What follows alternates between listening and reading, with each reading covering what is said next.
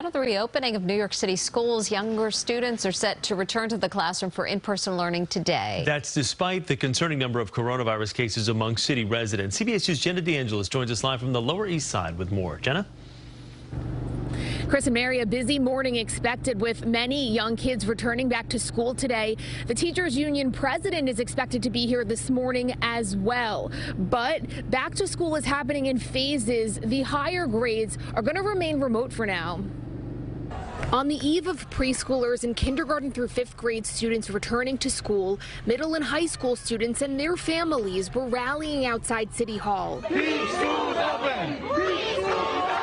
fighting for their right to return to the classroom, but still learning from home indefinitely. I worry that there will be hundreds of thousands of us all over the city who won't be ready for what comes next and may remain a step behind for years to come. Students do not have an environment to learn. The medical experts have said that we can still do this safely and that it's worth the effort to have children in person as much as we can.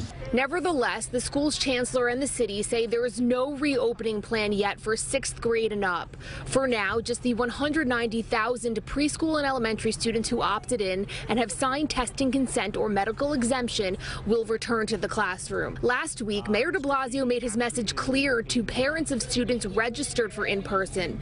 Use it or lose it. These seats are precious.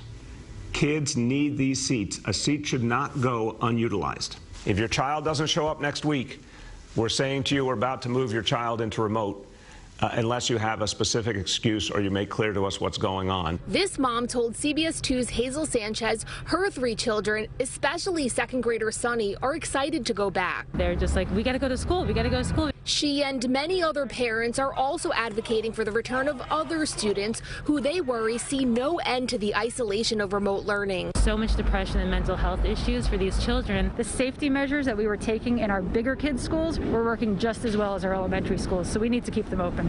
Many still hesitant teachers are calling for weekly required COVID-19 testing of students and staff. 7th grade teacher Sarah Kaner says, like most teachers, she wants to be in the classroom if it's safe. The community spread and the rates are rising in the city and elsewhere, and people have traveled and people are going to travel, so it's going to be a really scary thing.